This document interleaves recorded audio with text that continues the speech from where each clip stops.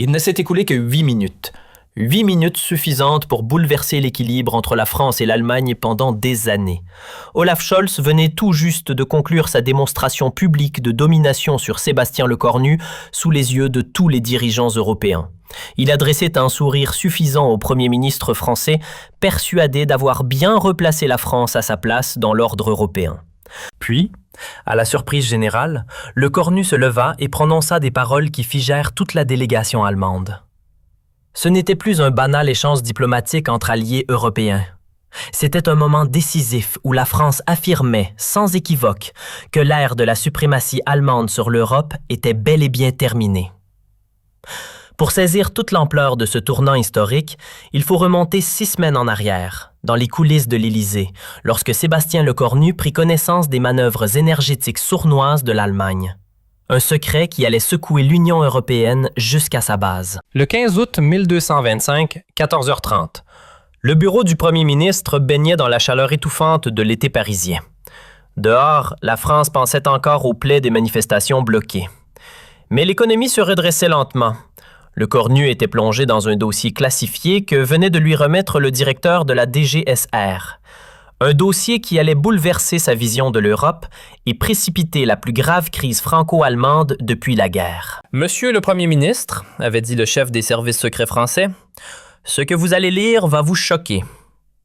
Pendant que l'Allemagne donnait des leçons à l'Europe sur l'indépendance énergétique vis-à-vis de la Russie, Berlin négociait secrètement de nouveaux contrats gaziers avec Moscou via des intermédiaires chinois. » Lecornu avait levé les yeux, incrédule. « Vous voulez dire que... » « Oui, monsieur le Premier ministre. Pendant que Scholz menait l'Europe sur la nécessité de sanctionner la Russie, l'Allemagne continuait à acheter du gaz russe en cachette. Les documents étaient accablants. Contrats secrets, sociétés écran, transferts financiers camouflés. Pendant que la France sacrifiait sa compétitivité économique pour respecter les sanctions européennes, l'Allemagne trichait massivement. Pendant que les entreprises françaises payaient l'énergie au prix fort, leurs concurrentes allemandes bénéficiaient encore du gaz russe bon marché. La concurrence déloyale était organisée au plus haut niveau de l'État allemand. Cette nuit-là, Lecornu ne dormit pas. Il marchait dans les jardins de Matignon seul avec sa colère et sa détermination. Il pensait à tous ces industriels français qui avaient fermé leurs usines, incapables de concurrencer des entreprises allemandes qui trichaient sur l'énergie. Il pensait à ces millions de Français qui payaient des factures énergétiques astronomiques pendant que leurs voisins d'outre-Rhin continuaient à profiter du gaz russe. Il pensait surtout à cette Europe à 2 vitesses, où l'Allemagne prêchait la morale tout en pratiquant la déloyauté. Le 20 août, Lecornu convoqua une réunion extraordinaire. Autour de la table, ses ministres les plus fidèles, Bruno Le Maire, Catherine Colonna, Gérald Darmanin. L'atmosphère était lourde. « Mes amis », commença Lecornu d'une voix calme et déterminée. « Nous avons la preuve que l'Allemagne trompe l'Europe depuis des mois. Elle prêche les sanctions contre la Russie tout en continuant à commercer avec Moscou en secret. Cette hypocrisie va cesser. »« Sébastien !» intervint Bruno Le Maire, ministre de l'Économie. « Vous vous rendez compte de ce que vous dites ? L'Allemagne est notre premier partenaire commercial. Si nous l'attaquons publiquement... » Lecornu a été rompu d'un geste. Elle nous attaque économiquement depuis des mois, Bruno. Elle détruit notre industrie par la concurrence déloyale. Elle nous impose des sanctions qu'elle ne respecte pas elle-même. Il est temps de rétablir la vérité. Catherine Colonna était inquiète. Mais enfin, Sébastien, si nous accusons l'Allemagne de duplicité, c'est tout l'édifice européen qui s'effondre. Lecornu la regarda avec une détermination glaciale. Catherine, l'édifice européen s'effondre déjà. Depuis 10 ans, l'Allemagne impose ses règles à l'Europe tout en s'arrangeant pour ne pas les appliquer à elle-même. Cette Europe-là ne mérite pas de survivre. Les semaines suivantes furent intenses. Lecornu fit éplucher tous les contrats énergétiques allemands par ses services. L'ampleur de la tromperie dépassait tout ce qu'il avait imaginé. Non seulement l'Allemagne continuait à acheter du gaz russe, mais elle le revendait à d'autres pays européens avec une marge, se servant de la crise ukrainienne pour faire du profit sur le dos de ses partenaires. Le 1er septembre, Lecornu reçut un appel qui allait tout précipiter. C'était le PDG de Total Énergie appelant depuis un téléphone sécurisé. Monsieur le Premier ministre, nous venons de perdre un marché énorme face à BASF. Leur offre était 30% moins chère que la nôtre. Comment font-ils? Ils ont encore accès au gaz russe. C'était évident. Le Cornu sentit sa colère exploser. L'hypocrisie allemande n'était pas seulement morale, elle était économiquement destructrice pour la France. Le 10 septembre, un événement allait donner au Cornu l'occasion parfaite de révéler la duplicité allemande. Bruxelles organisait un sommet européen extraordinaire sur la sécurité énergétique. Scholz devait y prononcer un discours sur l'indépendance énergétique européenne. L'ironie était parfaite. Le plus grand tricheur de l'Europe allait donner des leçons de morale énergétique. Dans l'avion qui l'emmenait à Bruxelles, le Cornu était inhabituellement serein. Ses conseillers s'attendaient à le voir nerveux, tendu par l'ampleur de ce qu'il s'apprêtait à révéler. Mais non, il avait la conscience tranquille de quelqu'un qui va rétablir la justice. Il savait que sa révélation allait ébranler l'Europe, mais il savait aussi qu'elle était nécessaire. À Bruxelles, l'atmosphère était solennelle. Les 27 dirigeants européens étaient réunis pour discuter de l'avenir énergétique du continent. Scholz présidait la session dans son rôle habituel de leader moral de l'Europe. Il commença son discours par ces mots qui allaient prendre une résonance particulière. « Mesdames et messieurs, l'Europe doit montrer l'exemple en matière d'indépendance énergétique. Nous ne pouvons plus dépendre des dictateurs qui utilisent l'énergie comme une arme. » Le Cornu, assis à quelques mètres, sourit intérieurement. Scholz continua. « Certains pays européens ont encore des difficultés à se détacher complètement des énergies russes. C'est compréhensible, mais inacceptable. L'Europe doit parler d'une seule voix et appliquer ses principes sans exception. » L'attaque était indirecte mais claire. L'Allemagne reprochait à la France sa lenteur dans la transition énergétique. La France, par exemple, continua seule en regardant directement le Cornu. Encore des contrats énergétiques problématiques avec certains pays de l'Est. Paris doit comprendre que l'exemplarité européenne commence par l'application rigoureuse de nos propres règles. L'humiliation était publique. Scholz accusait la France de ne pas respecter les sanctions européennes. L'Allemagne a poursuivi le Chancellor avec une satisfaction visible, en disant qu'elle avait fait les sacrifices nécessaires pour couper tous ses liens énergétiques avec la Russie. Nous avons fermé Nord Stream, nous avons diversifié nos approvisionnements, nous avons montré la voie. Il est temps que tous nos partenaires suivent cet exemple. Les mensonges s'accumulaient et étaient répugnants. Scholz termina par une charge directe. Certains dirigeants européens préfèrent la démagogie à l'action, les discours aux réformes. L'Europe a besoin de responsabilité, pas de populisme énergétique. L'attaque visait explicitement le Cornu et sa gestion de la crise énergétique française. Un silence pesant suivit le discours de Scholz. Les dirigeants européens échangeaient des regards gênés. L'humiliation de la France était publique, orchestrée, calculée. Charles Michel, président du Conseil européen, demanda s'il y avait des réactions. Tous les regards se tournèrent vers le Cornu. Ce qui se passa ensuite défie encore aujourd'hui toutes les prévisions diplomatiques. Sébastien Lecornu se leva très lentement. Il ne demanda pas la parole, ne consulta aucune note. Il se dressa simplement, posa ses mains sur la table et regarda Scholz avec une intensité qui fit frémir l'Assemblée. « Monsieur le Chancellor, » dit-il d'une voix claire qui porta dans toute la salle. Merci pour cette leçon d'exemplarité énergétique. C'était particulièrement instructif venant du dirigeant d'un pays qui nous donne tant d'exemples à suivre. La première phrase sonnait diplomatique, presque polie, mais il y avait quelque chose dans le ton du Cornu qui fit instinctivement pâlir Scholz. Vous parlez d'indépendance énergétique, parfait. Permettez-moi de vous féliciter pour l'indépendance énergétique allemande. Le Cornu sortit un dossier de sa mallette. J'ai ici quelques documents qui illustrent parfaitement cette indépendance. Il ouvrit le dossier avec une lenteur théâtrale. Contrat énergétique germano-chinois du 15 juin 2025. Société intermédiaire Sinogas International. Fournisseur final, Gazprom Russie. Le silence qui suivit était assourdissant, montant à 2,5 milliards d'euros de gaz russe livré à l'Allemagne via la Chine. Scholz était devenu livide. Contrat juillet 2025, continua le Cornu implacablement.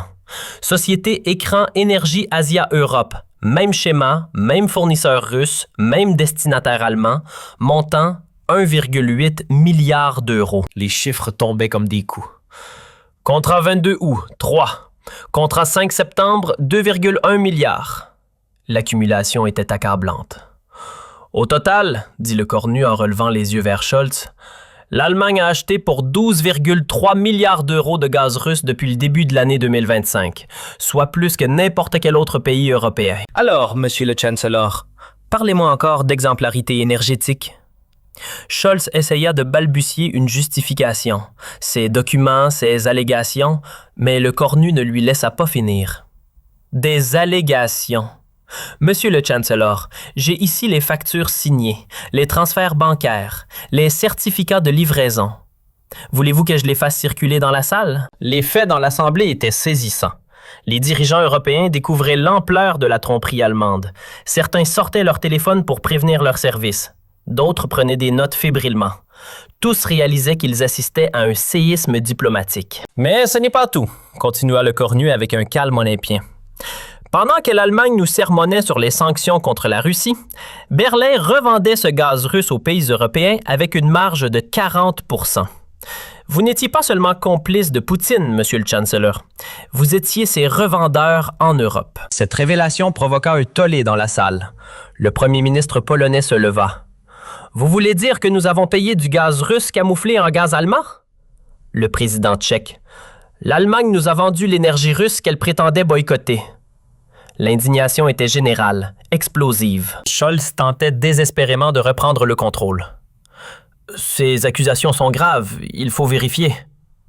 Mais le cornu l'interrompit sans pitié. Vérifiez, monsieur le Chancellor, nous avons vérifié. Pendant que vous donniez des leçons à l'Europe, vos entreprises signaient des contrats avec Moscou. Pendant que vous nous imposiez des sanctions, vous les contourniez systématiquement. Et voulez-vous savoir le plus beau? Le cornu sourit froidement. L'Allemagne a gagné 5,2 milliards d'euros en revendant le gaz russe à ses partenaires européens. Vous avez transformé la guerre en Ukraine en opportunité commerciale. Vous avez fait du profit sur le sang ukrainien. Ces mots frappèrent l'Assemblée comme un coup de massue. Zelensky, présent par vidéoconférence, était visiblement bouleversé. L'Allemagne nous aidait d'une main et finançait notre ennemi de l'autre, demanda-t-il d'une voix brisée. Le silence qui suivit était éloquent. Le cornu n'avait pas terminé. Mais parlons maintenant de concurrence déloyale. Monsieur le Chancellor, savez-vous pourquoi l'industrie allemande reste compétitive malgré la crise énergétique? Parce qu'elle paye son gaz 60% moins cher que ses concurrents européens grâce à vos arrangements secrets avec Moscou. Il sortit un autre document, rapport confidentiel de la Commission européenne sur les distorsions de concurrence énergétique. Conclusion, l'Allemagne fausse le marché européen par ses approvisionnements privilégiés en énergie russe bon marché. Chaque mot était inclus dans le cercueil de la crédibilité allemande. Pendant que nos entreprises françaises fermaient, faute de pouvoir payer l'énergie au prix du marché, vos entreprises allemandes prospéraient grâce au gaz de Poutine. Le cornu marqua une pause. Vous n'avez pas seulement trahi l'Ukraine, monsieur le Chancellor. Vous avez trahi l'Europe. Scholz était défait, anéanti. Ses conseillers chuchotaient frénétiquement à ses oreilles, mais il n'y avait plus rien à sauver. L'ampleur de la révélation dépassait toute possibilité de démentir ou de minimiser. Et maintenant, continua le cornu, permettez-moi de vous poser quelques questions, monsieur le Chancellor. Comment appelez-vous un pays qui prêche la morale tout en pratiquant l'immoralité? Comment appelez-vous un partenaire qui trompe ses alliés tout en les accusant de manquer de probité? Comment appelez-vous un dirigeant qui finance secrètement la guerre qu'il prétend combattre? Chaque question résonnait comme un glaçon. Moi, j'appelle ça d'hypocrisie, monsieur le Chancellor. De l'hypocrisie à l'échelle industrielle organisée au plus haut niveau de l'État allemand. Le cornu se redressa de toute sa hauteur. Vous voulez donner des leçons à la France? Parfait. Mais commencez par appliquer à l'Allemagne ce que vous exigez des autres. Vous voulez parler d'exemplarité européenne? Magnifique. Mais cessez d'abord d'être les complices économiques de Vladimir Poutine. La France, poursuivit-il avec une autorité nouvelle, refuse désormais d'être sermonnée par un pays qui triche massivement sur les règles européennes. Nous refusons d'être humiliés par un partenaire qui nous poignarde dans le dos tout en nous donnant la collade en public. Et puis va le coup de grâce. Monsieur le Chancellor, la France suspend immédiatement tous ses accords énergétiques avec l'Allemagne. Nous ne coopérerons plus avec un pays qui finance notre ennemi commun. Nous ne commercerons plus avec un partenaire qui pratique la concurrence déloyale et nous ne négocierons plus avec un dirigeant qui ment à ses alliés. Cette déclaration provoqua un chaos indescriptible dans la salle. C'était la première fois qu'un pays européen rompait publiquement ses relations énergétiques avec l'Allemagne. L'Union européenne venait de se fracturer en direct. Scholz tenta une dernière fois de sauver la situation. « Monsieur Lecornu, ces accusations sont... » Mais le premier ministre français l'interrompit d'un geste. « Ces accusations sont prouvées, documentées, vérifiables. Si vous les contestez, publiez vos propres contrats énergétiques. Montrez au monde votre transparence. » Le défi était impossible à relever. L'Allemagne ne pouvait pas publier des contrats qui prouveraient sa culpabilité. Scholz s'était piégé, humilié, détruit publiquement. « Mesdames et messieurs, » continuait Lecornu en s'adressant à l'Assemblée, « nous sommes à un tournant. Soit l'Europe continue à accepter les mensonges et la duplicité allemande, soit elle exige enfin la vérité et la transparence de tous ses membres. » Il regarda une dernière fois Scholz. « Monsieur le Chancellor, vous nous avez accusés de populisme énergétique. Permettez-moi de vous dire ce qu'est le vrai populisme. C'est promettre l'indépendance énergétique tout en restant dépendant de la Russie. C'est donner des leçons de morale tout en pratiquant l'immoralité. C'est prétendre diriger l'Europe tout en la trahissant. » Il se rassit calmement. Le silence qui suivit dura une éternité. Puis, un à un, plusieurs dirigeants européens commencèrent à applaudir, d'abord timidement, puis de plus en plus fort. Bientôt, toute la salle applaudissait, à l'exception de la délégation allemande. Ce qui se passa dans les heures suivantes défia toutes les prévisions diplomatiques. L'Union européenne venait de vivre son plus grave séisme depuis sa création. L'Allemagne, jusqu'alors leader moral du continent, était démasquée comme le plus grand tricheur de l'Europe. Les médias européens explosèrent. « L'Allemagne trahit l'Europe », titrait Le Figaro. « Scholz, le mensonge énergétique analysé pays par pays. »« Berlin, le Rochengas scandale », commentait Le Gardien. Partout, la révélation française faisait l'effet d'une bombe. Mais c'est en Allemagne même que l'effet fut le plus dévastateur. De Waal parlait de la plus grave crise de crédibilité depuis 1940. Dans les heures qui suivirent Bruxelles, l'Allemagne tenta plusieurs contre-offensives. Scholz organisa une conférence de presse d'urgence, mais les journalistes allemands eux-mêmes furent impitoyables. « Herr Kanzler, comment expliquez-vous ces contrats secrets? Depuis quand l'Allemagne trompe-t-elle ses partenaires? Comptez-vous démissionner? » Scholz essayait de minimiser. « Il s'agit d'un arrangement technique temporaire. » Mais personne n'était dupe. Les preuves apportées par Lecornu étaient accablantes, irréfutables, dévastatrices. En France, l'effet fut immédiat et spectaculaire. Les sondages de popularité du Cornu explosèrent. En 24 heures, il passa de 58% à 80% sans opinion favorable. Pour la première fois depuis des décennies, un dirigeant français avait tenu tête à l'Allemagne et gagné. L'industrie française retrouva espoir. « Enfin, nous allons pouvoir concurrencer à armes égales », déclarait le patron de Renault. « L'hypocrisie allemande est enfin démasquée », se réjouissait le PDG d'Air Liquide. L'économie française, libérée du complexe d'infériorité vis-à-vis de l'Allemagne, reprenait confiance. Mais l'effet le plus spectaculaire eut lieu à Bruxelles même. Les autres pays européens, en haranguant l'exemple français, commencèrent à exiger des comptes de l'Allemagne. La Pologne réclamait des compensations pour le gaz russe vendu sous étiquette allemande. L'Italie exigeait un audit complet des contrats énergétiques allemands. Les Pays-Bas demandaient une refonte totale de la politique énergétique européenne. Une semaine après Bruxelles, Scholz tenta de reprendre l'initiative en proposant une clarification des contrats énergétiques allemands. Mais il était trop tard. Sa crédibilité était détruite, son autorité morale anéantie. L'Allemagne était passée du statut de leader européen à celui de paria du continent. Le 25 septembre, exactement 6 semaines après la révélation du Cornu, l'impensable se produisit. Le Bundestag vota une motion de défiance contre Scholz. Pour la première fois dans l'histoire de l'Allemagne fédérale, un chancelier était renversé par son propre Parlement pour avoir menti à ses partenaires européens. La chute de Scholz marqua la fin de l'hégémonie allemande sur l'Europe. L'Allemagne, habituée à dicter ses conditions au continent, découvrait ce que signifiait être isolée diplomatiquement. Ses autres partenaires exigeaient des réparations, des garanties. Le rapport de force était inversé.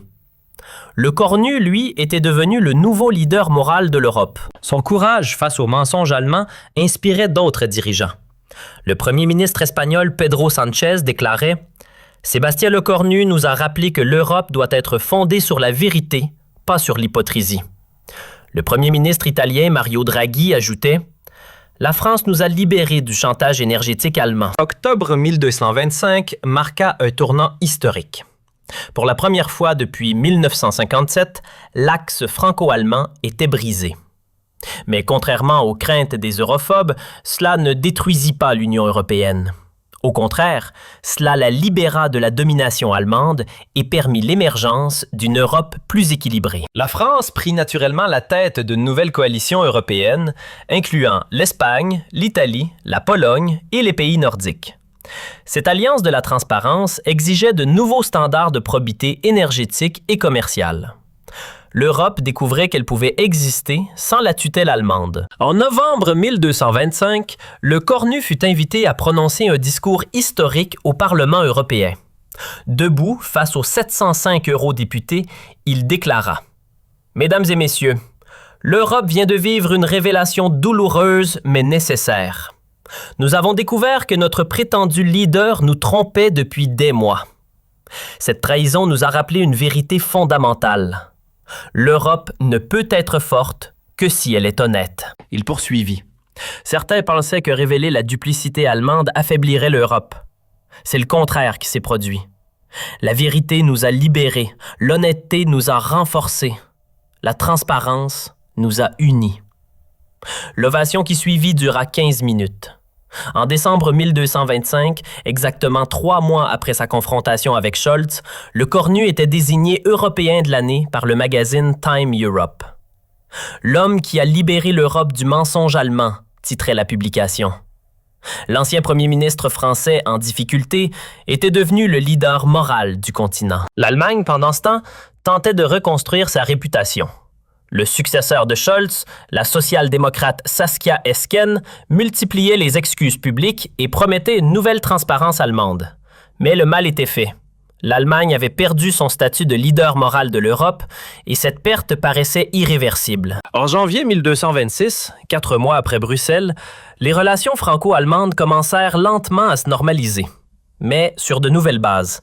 L'égalité au lieu de la domination, la transparence au lieu de l'opacité, la vérité au lieu du mensonge. L'Europe post-allemande était née. Le 15 février 1226, exactement 5 mois après sa révélation, le Cornu fut reçu en triomphe à Berlin par la nouvelle chancelière Esken. Cet événement impensable quelques mois plus tôt marquait la reconnaissance allemande de la nouvelle donne européenne. L'Allemagne acceptait enfin d'être un partenaire parmi d'autres et non plus le dominateur du continent. Dans son discours au Bundestag, le Cornu prononça ces mots historiques. « Mesdames et messieurs les députés allemands, la France et l'Allemagne peuvent redevenir partenaires, mais sur la base de l'égalité, de la transparence et du respect mutuel. L'époque où un pays dictait sa loi à l'Europe est révolue.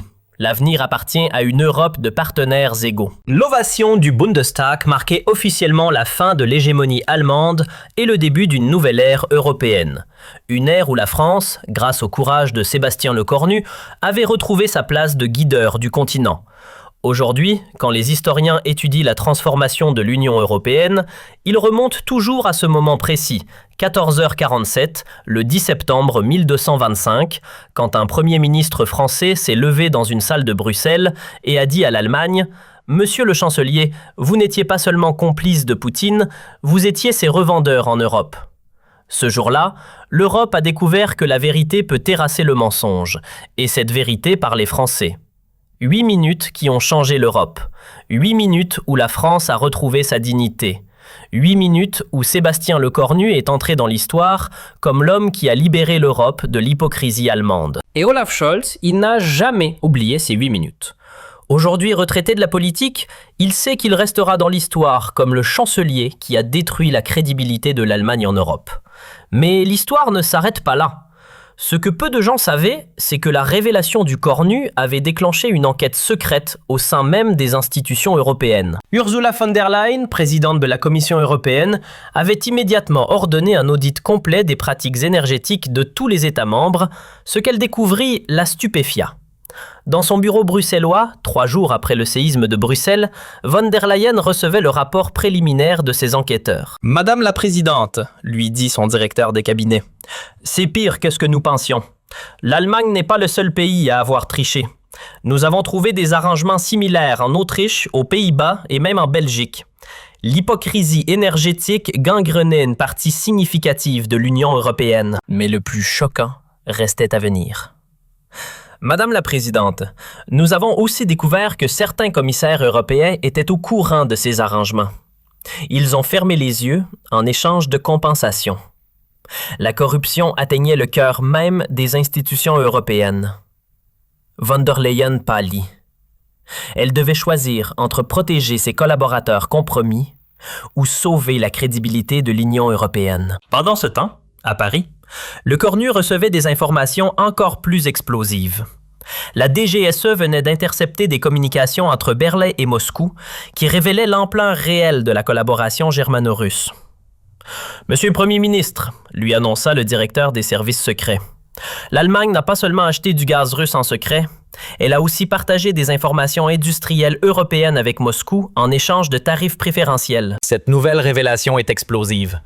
L'Allemagne n'était pas seulement coupable de concurrence déloyale et d'hypocrisie diplomatique, elle était coupable d'espionnage industriel au profit de la Russie. Les technologies européennes, les innovations françaises, les secrets commerciaux italiens, tout avait été bradé à Moscou pour quelques euros d'économie sur les factures énergétiques. Le 20 septembre, 10 jours après Bruxelles, le cornu décida de porter l'estocade finale.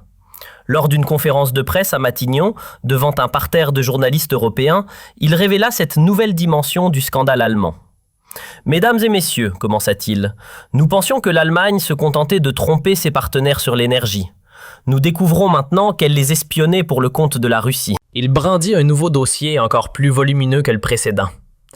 Voici les preuves que l'Allemagne a transmis à Moscou des informations confidentielles sur nos industries de défense, nos technologies spatiales, nos innovations pharmaceutiques. Merlin n'était pas seulement le revendeur énergétique de Poutine, c'était son espion industriel au cœur de l'Europe. Cette révélation provoqua un tollé sans précédent. Les actions des entreprises allemandes s'effondrèrent à la bourse de Francfort. Les contrats de coopération technologique avec l'Allemagne furent suspendus dans toute l'Europe. Mercedes, BASF, Siemens, tous les géants allemands virent leur partenariat européen remis en question. Mais c'est la réaction des États-Unis qui fut la plus spectaculaire. Joe Biden convoqua d'urgence l'ambassadeur allemand à Washington et suspendit tous les transferts de technologies militaires vers l'Allemagne. « Nous ne pouvons plus faire confiance à un allié qui partage nos secrets avec nos ennemis », déclara le président américain lors d'une conférence de presse impromptue.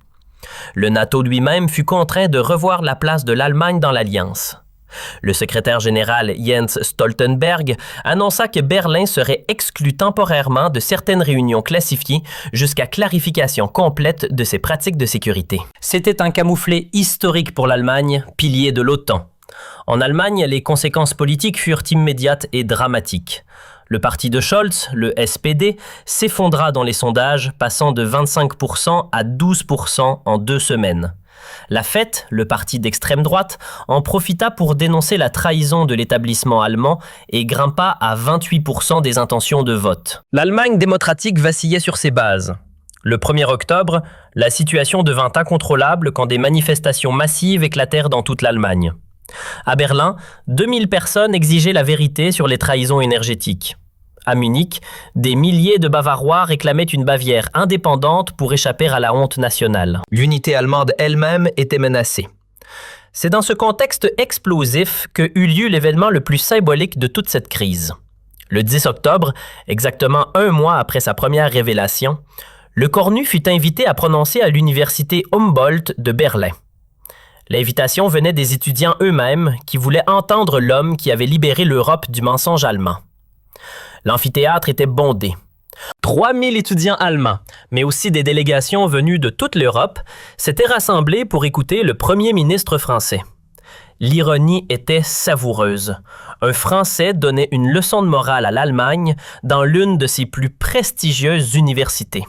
« Mesdames et messieurs les étudiants », commença le Cornu sous les applaudissements. « Je suis venu vous parler d'un sujet qui nous concerne tous, l'avenir de l'Europe. » Il marqua une pause. « Cet avenir ne peut être construit sur le mensonge, la tromperie et la trahison. Il doit être fondé sur la vérité, la transparence et la confiance mutuelle. » Son discours dura 45 minutes et fut interrompu par des applaudissements. Quand il évoqua le courage nécessaire pour dire la vérité aux puissants, l'amphithéâtre explosa. Quand il parla de l'Europe des peuples contre l'Europe des élites corrompues, les étudiants se levèrent d'un bloc. Le Cornu était en train de conquérir l'Allemagne par la force de ses idées. La partie la plus émouvante vint quand il s'adressa directement aux jeunes Allemands. « Vous n'êtes pas responsable des erreurs de vos dirigeants, mais vous êtes responsable de l'Europe de demain. Voulez-vous une Europe du mensonge ou une Europe de la vérité? Voulez-vous une Europe de la corruption ou une Europe de l'intégrité? » La réponse fut unanime, vérité, intégrité. À la fin de son discours, un étudiant allemand prit la parole. « Monsieur le Premier ministre, au nom de la jeunesse allemande, nous vous remercions d'avoir eu le courage de révéler la vérité. Nous nous engageons à construire l'Allemagne nouvelle dont l'Europe a besoin. » Ces mots, prononcés en français par un jeune Allemand, firent le tour du monde. Les semaines suivantes confirmèrent que le Cornu avait réussi quelque chose d'impensable. Retourner l'opinion publique allemande en faveur de la France. Les sondages montraient que 67% des Allemands approuvaient les révélations du premier ministre français. Pour la première fois depuis 1945, un dirigeant français était plus populaire en Allemagne qu'en France. Cette popularité eut des conséquences politiques majeures aux élections régionales allemandes d'octobre 1225. Les partis qui soutenaient les révélations du Cornu et exigeaient une Allemagne transparente remportèrent des victoires historiques. Les Vertes, qui avaient dénoncé dès le début les arrangements énergétiques secrets, doublèrent leur score. Die Linke, qui réclamait une révolution de la probité, enregistra ses meilleurs résultats depuis le 15 novembre 1225. 2 mois jour pour jour après sa première révélation, le Cornu reçut un appel inattendu. C'était Angela Merkel, l'ancienne chancelière allemande, depuis sa retraite bavaroise. « Sébastien, lui dit-elle de sa voix posée, je vous appelle pour vous dire une chose. Vous avez sauvé l'Allemagne. Nos dirigeants actuels nous menaient vers l'abîme. Vous nous avez forcés à regarder la vérité en face. L'Allemagne vous en sera éternellement reconnaissante. » Ces mots venant de la femme qui avait dirigé l'Allemagne pendant 6 ans consacraient définitivement la victoire morale du Cornu. Il n'était plus seulement l'homme qui avait révélé la corruption allemande, il était devenu l'homme qui avait sauvé l'Europe de la décomposition. En décembre 1225, 3 mois après le séisme de Bruxelles, l'Union européenne adopta de nouvelles règles de transparence énergétique surnommées les accords Le Cornu. Tous les contrats énergétiques des États membres devaient désormais être publics. Toute coopération avec des pays sous sanctions devait être approuvée par la Commission européenne. La corruption énergétique devenait un crime européen, passible d'exclusion temporaire de l'Union. L'Allemagne fut le premier pays à appliquer ces nouvelles règles. La nouvelle chancelière, Saskia Esken, publia l'intégralité des contrats énergétiques allemands et créa un commissariat à la transparence énergétique dirigé par un magistrat français détaché de Paris. L'humiliation était complète, mais nécessaire. Le 31 décembre, dans son discours de fin d'année, le Cornu put dresser un bilan historique.